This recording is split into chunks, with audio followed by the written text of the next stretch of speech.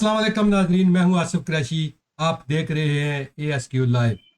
जैसा कि आपको पता है कि इन दिनों पाकिस्तान में बहुत ज़्यादा खबरें जो है वो चल रही हैं, जिसमें सबसे जो इस वक्त की बड़ी खबर है वो है रिव्यू एंड जजमेंट आर्डर जो आज चीफ जस्टिस ने कलअदम करार दिया है। इसके अलावा इमरान खान को जो सज़ा सुनाई गई है और पाकिस्तान की कौमी असम्बली जो मुद्दत पूरी हुई है, इसके अलावा आइंदा निगरान वज़ीर आज़म कौन होगा, और इससे बड़ी खबर ये कि क्या 90 दिन के अंदर इंतखाबात होंगे या नहीं।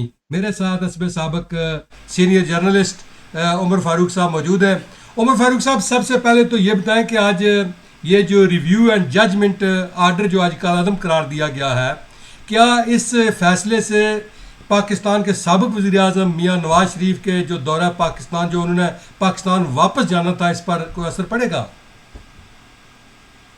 बिस्मिल्लाहिर्रहमानिर्रहीम। अस्सलाम वालेकुम नाजरीन। हाँ जी, देखें, दो तीन चीज़ें हैं। सबसे पहले तो ये है कि जो review of order and judgements act था, जी उस पे बदकिस्मती हम ये कहेंगे कि पाकिस्तान में हुकूमत और जो पार्लियामेंट है वो जी कानून साजी जब करती है तो उस पे कुछ इदारों का वार आ जाता है। अब ये सुप्रीम कोर्ट की जानिब से जो इस वक्त इक़दाम किया गया है, इसको बड़े तनाज़ुर में देखा जा रहा है।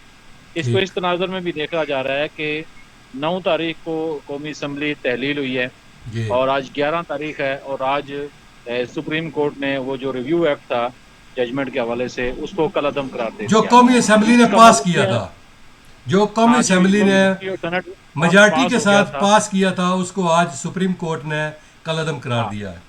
इसको इसमें जो वक्त है ये बड़ा अहम है। इसमें जो खैर वो सुप्रीम कोर्ट कलअदम करार देने दे, वक्त की बड़ी अहमियत है। आप भी देखें ना कि इस किस वक्त उन्होंने 19 जून को मेरे ख्याल में ये फैसला महफूज किया था, जी और जुलाई में नहीं सुनाया। तकरीबन जून के 10-11 दिन गुजर गए, जुलाई के, जी और फिर अगस्त के 11 दिन गुजर गए। तकरीबन 1.5-पौने 2 महीने बाद ये फैसला सुनाया गया, और फैसला एक ऐसे वक्त में सुनाया गया जो मैं कह रहा था आपको कि कौमी असम्बली तहलील हुई है परसों जी 9 तारीख, और 11 तारीख को उन्होंने इसको कलअदम करार दिया। इसका मतलब क्या है? इसका मतलब यह है कि कहीं ना कहीं सियासत हो रही है। इसका ठीक। मतलब यह है कि अगर ये कौमी असम्बली का वो वजूद रहता उस वक्त, ये अगर इसको कलअदम करार देते तो हो सकता है कौमी असम्बली कोई नया कानून या नया एक्ट ले आती, और ठीक। वो उसमें जरिए से कोई नया कानून पास कर देते, और फिर वो सुप्रीम कोर्ट फिर उसको चैलेंज किया जाता, तो एक वक्त लग जाना था। जी एक जी बात। बिल्कुल। दूसरी बात यह है कि आप ये देखें कि अगर इमरान खान साहब सियासत से नाअहल हुए हैं 5 साल के लिए और गिरफ्तार हुए हैं, तो सुप्रीम कोर्ट ने एक तरह से इस एक्ट को कलअदम करार दे के नवाज शरीफ का रास्ता भी बंद करने की कोशिश की है, बिल्कुल। बैलेंस की है, मतलब है। और ये भी एक तजिया नगार कर रहे हैं कि ये एक तरह से बैलेंस सूरत हाल की गई है। और ये दूसरी बात।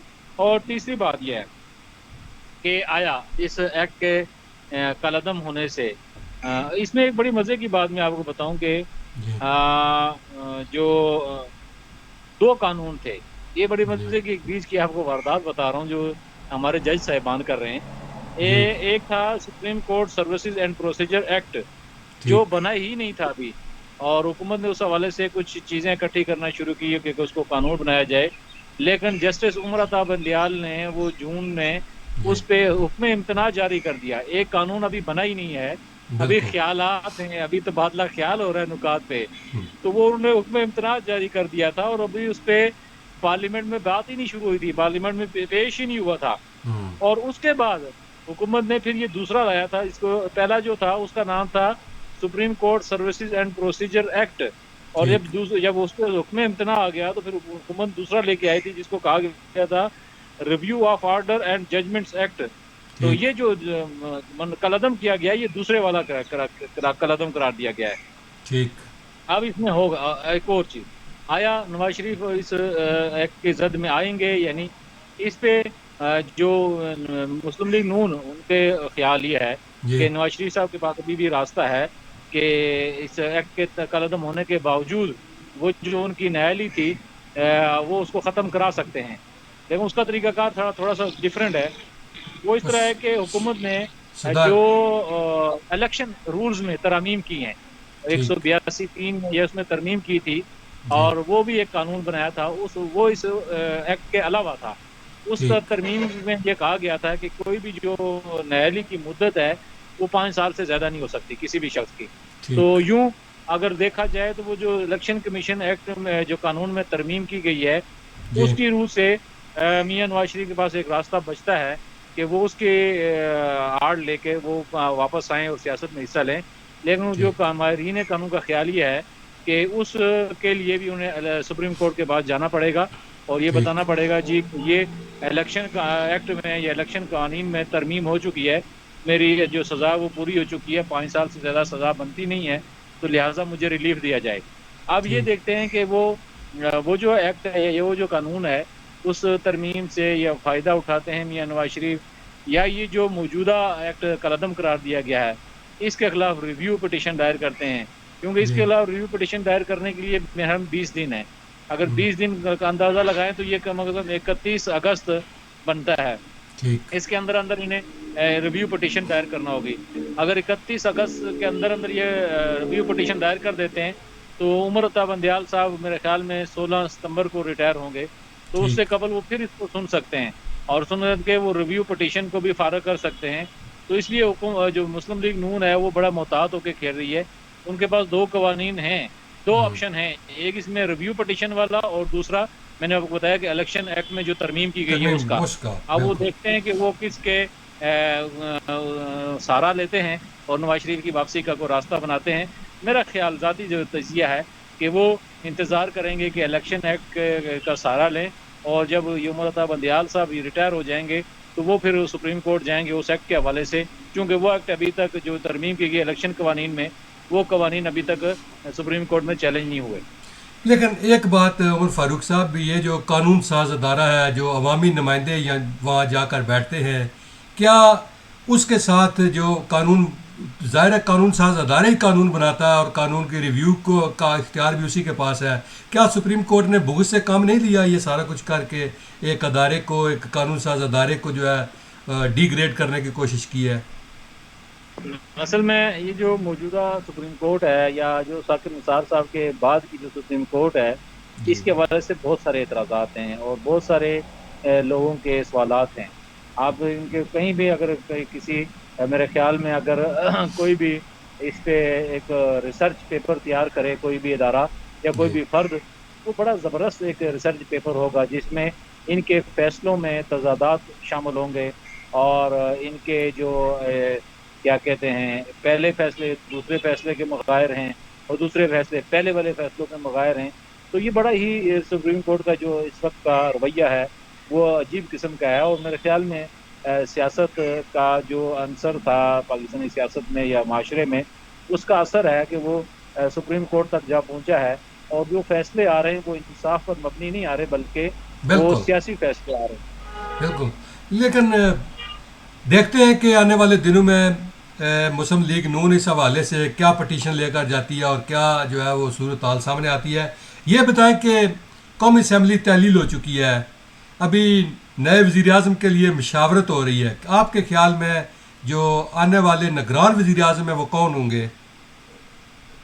جی دیکھیں 3 دن ہیں اپوزیشن لیڈر اور نواز شریف شہباز شریف کے پاس. جی میرے خیال میں آج یا کل آخری دن ہے ان کے پاس. اس کے بعد یہ پھر دونوں وہ پارلیمانی پارٹی کے پاس چلا جائے گا, نہیں تو پھر الیکشن کمیشن کے پاس چلا جائے گا.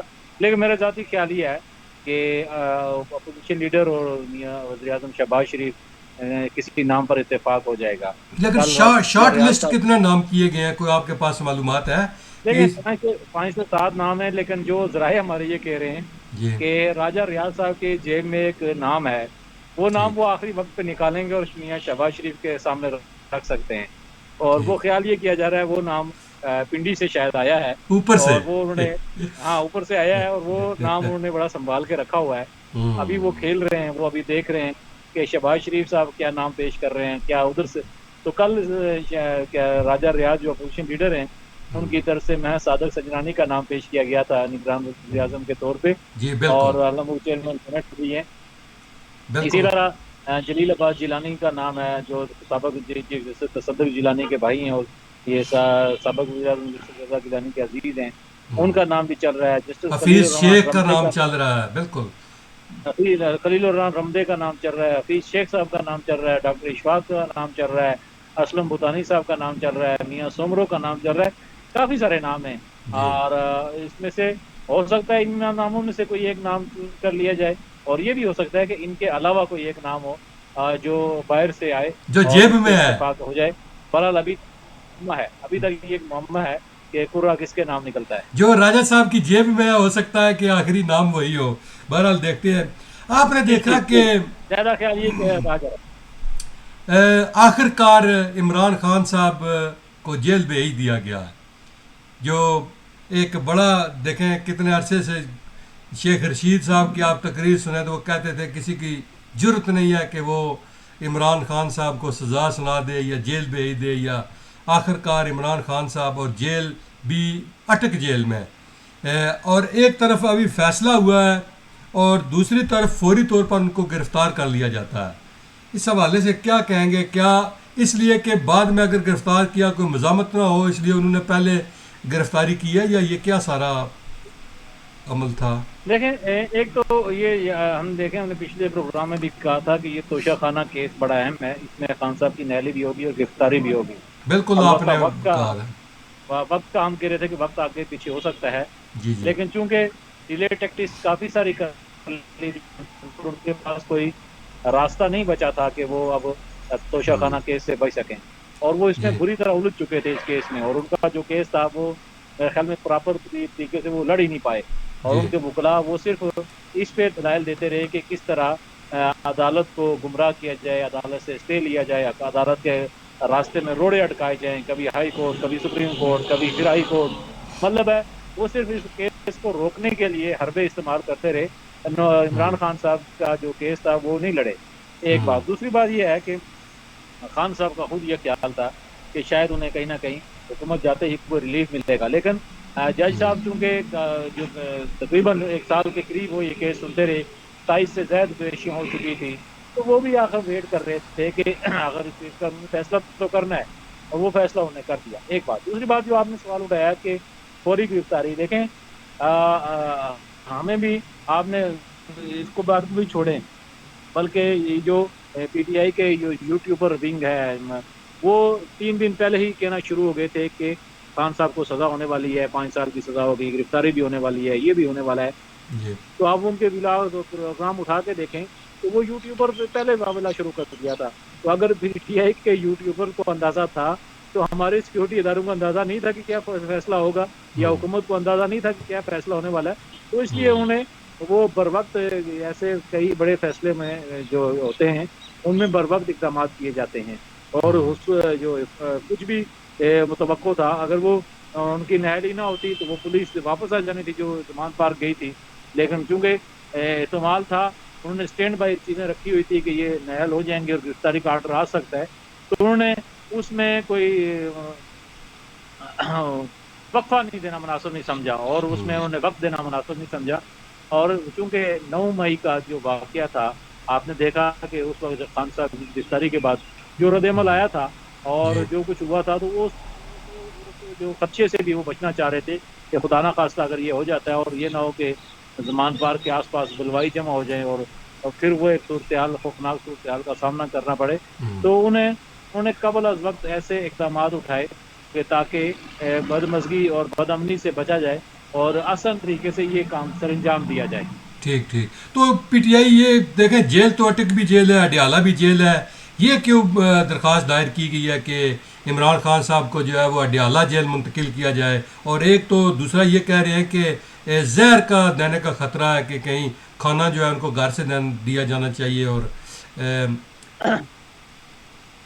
دیکھیں عاطف صاحب, پہلی بات تو یہ ہے کہ حال میں کورٹ کا آرڈر تو اڈیالہ جیل کا تھا, لیکن کیونکہ اٹک جیل انہوں نے مناسب سمجھا جو سیکورٹی حکام ہے کہ وہاں زیادہ محفوظ ہیں. ٹھیک. اڈیالہ جیل میں کئی معاملات دیکھیں یہ کچھ انتظامی ایشوز بھی ہوتے ہیں, اور ٹھیک. جو ہائی پروفائل کیس ہوتے ہیں, جو بڑی شخصیات ہوتی ہیں, ان کے ظاہر سی بات رکھنے کے لیے بہت سارے انتظامات کرنے پڑتے ہیں. تو بالکل. اڈیالہ جیل میں شاید انتظامیہ محفوظ نہیں سمجھ رہی تھی, یا کوئی انہیں خطرہ تھا کہ شاید یہاں وہ اس طرح کے انتظامات نہیں کر پائیں گے جس طرح اٹک میں جیل میں کر پا رہے ہیں. ایک بات. ٹھیک دوسری بات یہ ہے کہ سابق وزیر اعظم شہباز شریف ہوں یا نواز شریف ہوں، یوسف رضا گیلانی ہوں یا سابق صدر آصف زرداری ہوں، وہ بھی اٹک جیل میں رہ چکے ہیں. تو خان صاحب کا بھی اٹک جیل لیکن جانا اٹک جو ہے وہ یہ بار بار آپ بجلی وہاں پر بند کر دیتے ہیں یا بجلی چلی جاتی ہے، یہ کیا ایشو ہے؟ اٹک سلسلے کی کڑی. آپ باقی دو باتیں میں بعد میں بتاتا ہوں کہ ان کی بجلی بند ہے یا کیا ہے. ٹھیک جہاں تک زہر والا ایشو ہے، یہ صرف پروپیگنڈا ہے جی. ٹھیک وہاں اتنے بڑے ہائی پروفائل کیس میں باقاعدہ ایک ڈاکٹر جو جیل انتظامیہ کی جو ڈاکٹرز کی ٹیم ہوتی ہے، وہ ٹھیک باقاعدہ اس کو کھانا کو چیک کرتی ہے، اور وہ کھانا اس کے بعد پھر خان صاحب کو پیش کیا جاتا ہے. ایسا ٹھیک نہیں ہوتا کہ اتنے ہائی پروفائل کیس میں جو آیا اور جیسا آیا دے دیا. کیونکہ خدا نہ خواستہ اگر کوئی ایسا حادثہ ہو جاتا ہے تو پھر سب سے پہلے وہ جیل انتظامیہ اور وہ جو ٹیم ہے سپرڈنٹ جی ڈاکٹرز کی، وہ بالکل. نرغے میں آتی ہے. تو میرے خیال میں کوئی بھی ایسا رسک نہیں لے سکتا کوئی ڈاکٹر جان بوجھ کے بھی کہ وہ اتنی لاپرواہی کرے اور اس طرح کا کوئی غفلت کا مظاہرہ کرے. کیونکہ صحیح. اس ایسے کسی حادثے میں جیل انتظامیہ ساری کی ساری وہ لٹک جائے گی. ٹھیک اب دوسری بات یہ ہے کہ پنکھا بند ہو گیا، بجلی نہیں ہے، سی کلاس ہے، بی کلاس ہے، ڈی کلاس ہے، یا واش روم نہیں ہے. تو یہ جیل ہے جی. جیل گھر تو نہیں ہوتا. جیل کا مطلب کیا ہے پھر؟ کبھی بجلی صحیح نہیں بات ہے. ہوگی، کبھی کھانا وقت نہیں ملے گا، کبھی مچھر تنگ کریں گے، کبھی کیڑے تنگ کریں گے، کبھی واش روم نہیں ملے گا، کبھی گھر کا کھانا ہے. تو جیل اور گھر میں فرق ہونا چاہیے. یہ ٹھیک خان صاحب کو میرے خیال میں پہلی دفعہ ایسا لگ رہا ہے کہ جیل وہ گئے ہیں تو انہیں یہ لگ رہا ہے کہ یہ بڑی سختی ہے. تو یہاں تو لوگوں نے 2-3 سال سابق وزیر اعظم نے اور سابق صدر نے، مطلب 11 سال آصف زرداری نے جیل کاٹی ہے. بالکل بڑے حوصلے سے ان لوگوں نے جیل کاٹی ہے. تو ان کے لیے بھی جیل ایسی ہی تھی جیسی خان صاحب کے لیے ہے. صحیح بات ہے. اور میرے خیال میں میاں نواز شریف اور شہباز شریف جو پرویز مشرف دور میں جب جیل میں گئے تھے، اٹک قلعے میں قید کیے گئے تھے، وہ تو اس سے بھی زیادہ سختیاں تھیں. ان کو تو ایک ڈیتھ سیل میں رکھا گیا تھا جہاں پہ وہ نہ سو سکتے تھے نہ بیٹھ سکتے تھے. ان کا شکوہ تو نہیں آیا. تو خان صاحب تو ان کے جو ماننے والے ہیں وہ تو کہتے ہیں ہم بڑے بہادر ہیں اور ہمارے پاس بڑا لیڈر ہے. تو وہ تھوڑا سا برداشت کا مظاہرہ کریں اور جیل اور گھر کا فرق بھی محسوس کریں. میاں برادران اٹک جیل میں تو رہے تو تھے، لیکن ان کے ساتھی کہتے تھے کہ پھر ہمیں بغیر بتائے چلے گئے سعودی عرب. یہ بھی تو ہے نا، تو کیونکہ خان صاحب کے پاس بھی تو راستہ ہے نا جی. خان صاحب بھی وہاں لکھ کے دے دیں کہ میں جا رہا ہوں باہر، اور یہ آپشن ان کے پاس رکھا گیا ہے کہ آپ کے اچھا، پاس آپشن ہے آخری سوال کہ یہ آگے ہے، چلیے. آخری ہاں سوال یہ ہے کہ کیا انتخابات 90 دن کے اندر ہوں گے یا نہیں؟ جی، میرا خیال پہلے اس دن بھی میں نے کہا تھا کہ الیکشن 2024 میں مجھے نظر آ رہے ہیں. 2023 میں تو الیکشن مجھے ہوتے ہوئے نظر نہیں آ رہے. ٹھیک کیونکہ وہ ڈیجیٹل مردم شماری اس کی منظوری ہو گئی ہے، اور ٹھیک ظاہر سی بات ہے وہ ڈیٹا سارا اب الیکشن کمیشن کے حوالے کیا جا رہا ہے. الیکشن کمیشن اس ڈیٹے کے مطابق ووٹر لسٹیں بنائے گا، پھر حلقے دیکھے گا، اور ٹھیک حلقہ بندیاں پھر نئے سرے سے ہوں گی. تو مجھے نہیں لگ رہا آصف صاحب کہ یہ 2024 سے پہلے کہیں الیکشن ہے. ہوں، بہت ناممکن سا صورتحال ہے. ہاں، اگر کوئی سپریم کورٹ کا بہت زیادہ دباؤ ہوا ہوں. اور آنے والے جج نے بھی اور موجودہ چیف جسٹس نے بھی زیادہ دباؤ ڈالا، ہو سکتا ہے پھر نومبر میں کہیں الیکشن ہو جائیں. لیکن مجھے ایسا محسوس نہیں ہو رہا کہ اس میں کوئی قبل از وقت الیکشن ہو جائیں 90 دن سے پہلے. ہاں، سپریم کورٹ سے ابھی بھی خطرات بہت ہیں یہ جو مسلم لیگ نون کو اور الیکشن کمیشن کو، خاص کر کے 14 مئی والا فیصلہ ہے اور اس حوالے سے. تو لیکن بہرحال یہ اگلے 30 ایک دن ہے تقریباً، یہ بڑے سنبھل اہم کے ہے. اور محتاط طریقے سے دونوں طرف اطراف میں کھیل رہی ہیں پارٹیاں، اور وہ سمجھ رہے ہیں کہ 16 ستمبر تک اگر وقت نکل گیا تو پھر یہ الیکشن 2024 میں مارچ اپریل تک جائیں گے. بہت شکریہ عمر فاروق صاحب. ناظرین، دیکھتے ہیں کہ الیکشن جو ہے وہ کب ہوتے ہیں اور نیا وزیر اعظم کون بنتا ہے. اگلے ہفتے کو ہم آپ کو مزید معلومات کے ساتھ انشاءاللہ حاضر خدمت ہوں گے. اپنا خیال رکھیے اور ہمارے پروگرام کو دیکھتے رہیے، لائک اور شیئر کرتے رہیں. اللہ ہم سب کا حامی و ناصر ہو.